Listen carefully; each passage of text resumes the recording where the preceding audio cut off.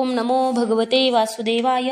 तर आपण श्रीमद भागवत महापुराण पाहत आहोत आणि त्यातील हा आपला 11व्या स्कंदातील अध्याय 8व्या अध्यायामध्ये आपण अवधूतोपाख्यान अजगर ते पिंगळेपर्यंत 9 गुरूंची कथा पाहणार आहोत. अवधूत म्हणतात, हे राजन, प्राण्यांना इंद्रियांचे दुःख जसे स्वर्गात व नरकातही मिळते त्याचप्रमाणे सुखही मिळते. म्हणून बुद्धिमान माणसाने त्याची इच्छा धरू नये. प्रयत्न न करता योगायोगाने जे अन्न मिळेल ते खाऊनच योग्याने अजगराप्रमाणे जीवन निर्वाह करावा. मग ते चविष्ट असो की बेचव, अधिक असो की कमी. पुष्कळ दिवस भोजन मिळाले नाही तरी सुद्धा त्यासाठी काही प्रयत्न न करता तो प्रारब्धाचा भोग समजून आहार न घेता अजगराप्रमाणे पडून राहावे. मनोबळ, इंद्रियबळ व शारीरिक बळ या तिन्ही युक्त असूनही, तसेच इंद्रियांमध्ये कार्य करण्याची क्षमता असूनही देहाने काम न करता झोपल्यासारखे पडून राहावे. परंतु सजग असावे. अजगरापासून सुखासाठी प्रयत्न न करणे, मिळेल ते खाणे, दैवापासून विसंबवून राहणे हे गुण घ्यावेत. निश्चल समुद्र बाहेर प्रसन्न आणि आत गंभीर असतो. तो अथांग असतो. तो ओलांडता येत नाही. त्याचा अंत लागणे कठीण आहे. त्याला प्रक्षुब्ध करता येत नाही. त्याचप्रमाणे मुनी बाहेरून प्रसन्न पण आतून गंभीर असतो. तो कसा आहे हे कोणाला कळत नाही. तेजामुळे कोणाला त्याच्यावर मात करता येत नाही. त्याचा अंतपार कोणाला लागत नाही आणि विकारांनी तो विचलित होत नाही. समुद्राला नद्यांचे पाणी घेऊन येऊन मिळाले तरी सुद्धा तो वाढत नाही आणि नाही मिळाले तरी तो आटत नाही. त्याचप्रमाणे भगवतपरायण मुनीसुद्धा समृद्धीने युक्त असला तरी आनंदाने हुरळून जात नाही आणि दारिद्र्य असले तरी दुःखी होत नाही. समुद्रापासून धीर गंभीरता आणि सुख दुःखात एकरूपता हे गुण घ्यावेत. ज्याप्रमाणे पतंग आगीच्या मोहात सापडून आगीवर झेप घेऊन मरतो, त्याचप्रमाणे इंद्रिय ताब्यात नसणारा मुनी देवमायारूपी स्त्रीला पाहून तिच्या विलासांना भुलून घोर नरकात पडतो. स्त्री, सुवर्ण, अलंकार, वस्त्रे इत्यादी मायेने निर्माण केलेले पदार्थांमध्ये उपभोग बुद्धीने आसक्त झालेला मूर्ख मनुष्य आपला विवेक घालून बसतो आणि त्या पतंगाप्रमाणे स्वतः त्यामध्ये पडून आपला सर्वनाश करून घेतो. माया निर्मित पदार्थांमध्ये आसक्त होऊ नये ही शिकवण पतंगांपासून घ्यावी. भ्रमर जसा अनेक फुलांमधील रस त्यांना पीडा न देता ग्रहण करतो, त्याचप्रमाणे मुनींनी थोडे थोडे अन्न काही घरातून माधुकरी मागून आणावे. त्या योगे शरीर निर्वाहही होईल आणि देणाऱ्यालाही कष्ट वाटणार नाही. भ्रमर जसा सर्व तऱ्हेच्या फुलांपासून रसरूप सार ग्रहण करतो, त्याप्रमाणे कुशल मुनीने सर्व लहान मोठ्या शास्त्रातून सार ग्रहण करावे. मुनीने सायंकाळसाठी किंवा दुसऱ्या दिवसासाठी भिक्षान्न शिल्लक ठेवू नये. भिक्षा घेण्यासाठी पात्राऐवजी फक्त हात आणि ठेवण्यासाठी फक्त पोटच असावे. मधमाशीने मध साठवला तर मधासह तिचाही नाश होतो. मग मुनीने कोणत्याही तऱ्हेचा संग्रह करू नये. मधमाशीपासून पुढील गुण घ्यावेत. माधुकरी मागावी, शास्त्रांचे तात्पर्य घ्यावे, संग्रह करू नये. मुनीने अगदी लाकडाच्या स्त्रीला सुद्धा कधीही पायानेही स्पर्श करू नये. नाहीतर लाकडी हत्तींमध्ये आसक्त झालेला हत्ती ज्याप्रमाणे बांधला जातो त्याचप्रमाणे हाही मोहात पडतो. आपला साक्षात मृत्यू अशा स्त्रीला विवेकी पुरुषाने कधीही जवळ करू नये. कारण हत्तींमध्ये आसक्त झालेला हत्ती दुसऱ्या बलवान हत्तीकडून मारला जातो, त्याचप्रमाणे हा सुद्धा मृत्यूची शिकार होतो. हत्तीपासून स्त्रीसंग वर्ज्य करावा ही शिकवण घ्यावी. लोभी मनुष्य कष्टाने साठवलेले धन कोणाला देत नाही की स्वतः त्याचा उपभोग घेत नाही. त्याच्याकडील धनाची माहिती असणारा दुसराच कोणीतरी ते घेतो. असे पोळ्यातील मध काढणारा मनुष्य मधमाशांसाठी साठवलेला मध आपण घेतो. ज्याप्रमाणे मधमाशांनी मोठ्या कष्टाने जमा केलेला मध त्यांच्या आधीच मध काढणारा मनुष्य खातो, त्याप्रमाणे गृहस्थांनी मोठ्या कष्टाने कमविलेल्या पैशातून तयार केलेले अन्नपदार्थ त्याच्या आधीच संन्यासी उपभोगतो. मध गोळा करणाऱ्यांकडून मिळालेली शिकवण धनासाठी कष्ट न करताही उदरनिर्वाह होऊ शकतो. हरिणांपासून मी हे शिकलो की वनवासी संन्याशाने विषयांसंबंधीचे गाणे कधीही ऐकू नये. व्याधाच्या गतीने मोहित होऊन बांधल्या जाणाऱ्या हरिणीकडून हे शिकावे.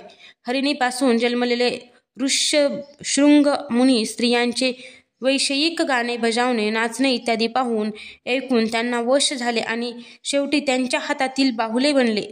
वैषयिक गीते ऐकू नये ही शिकवण हरिणांपासून घ्यावी. मासा जसा गळाला लागलेल्या माशांच्या तुकड्याच्या लोभाने आपले प्राण गमावतो, त्याचप्रमाणे चवदार पदार्थांचा लोभी निर्बुद्ध माणूस सुद्धा मनाला व्याकुळ करणाऱ्या आपल्या जिभेला वश होऊन मारला जातो. विवेकी लोक जेवण घेण्याचे बंद करून इतर इंद्रियांवर लवकर विजय मिळवितात, परंतु यामुळे जीभ ताब्यात येत नाही. उलट भोजन घेणे बंद केल्यामुळे ती अधिकच खवळते. माणसाने सर्व इंद्रियावर विजय मिळविला तरी जोपर्यंत तो जिभेला ताब्यात ठेवत नाही तोपर्यंत जितेंद्रिय होऊ शकत नाही. कारण जीभ जिंकली तर सर्व इंद्रिये जिंकली असे खुशाल समजावे. जीभ जिंकणे महत्त्वाचे हे माशापासून शिकावे.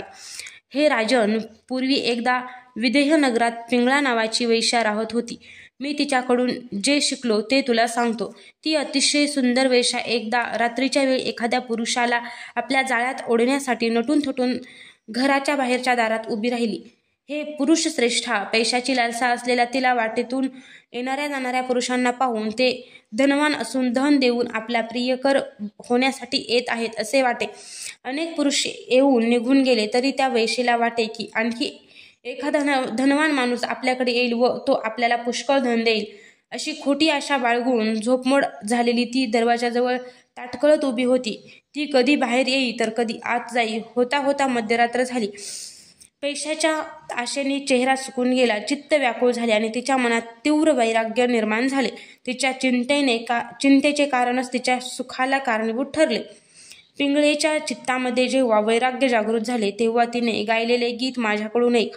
मनुष्याची आशारूपी दोरी तोडणारी तलवार म्हणजे वैराग्य. राजन, जसा अज्ञानी माणूस ममता सोडू इच्छित नाही त्याचप्रमाणे त्याला वैराग्य प्राप्त झाले नाही तो शरीर आणि त्याची बंधने तोडून टाकू इच्छित नाही.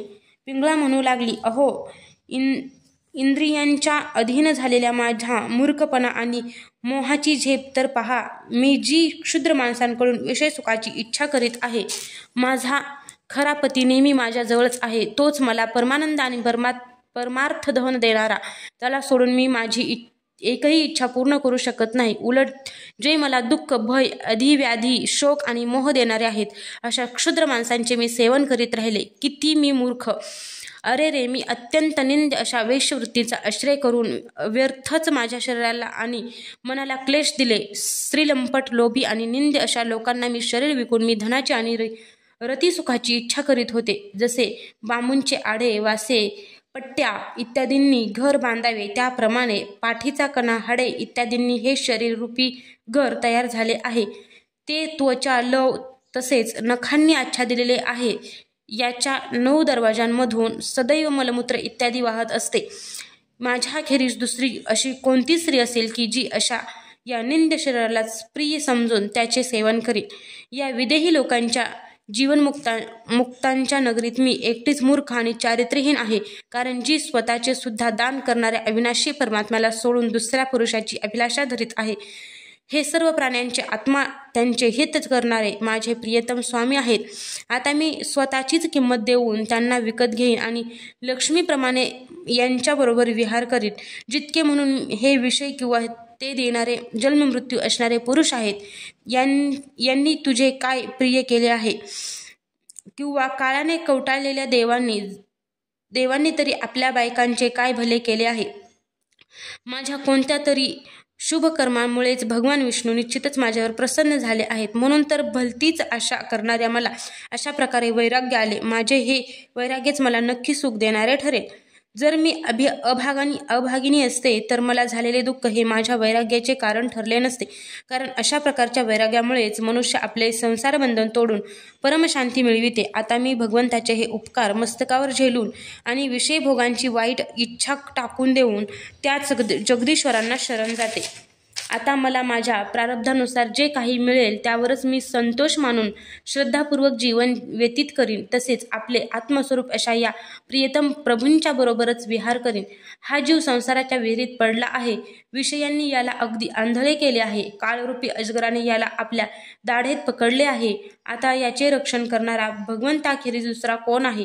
ज्यावेळी जीव सर्व विषयांपासून विरक्त होतो त्यावेळी तो स्वतःच आपले रक्षण करतो. म्हणून हे सर्व जग काळरूपी अजगराने ग्रासले आहे हे अत्यंत सावधानपूर्वक जाणले पाहिजे. अवधूत म्हणतात, असा निश्चय करून पिंगळा वेश्येने आपल्या प्रिय धनवंतांची व्यथा अशा करणे सोडून देऊन ती आपल्या अंथरुणावर शांतपणे जाऊन झोपली. खरोखर आशा हेच सर्वात मोठे दुःख आहे आणि निराशा हेच सर्वात मोठे सुख आहे. पिंगळा वेश्येने जेव्हा पुरुषांची आशा सोडली तेव्हा ती सुखाने झोपू शकली. विषयांची आशा करू नये हे पिंगळेकडून शिकावे. अध्याय 8 समाप्त.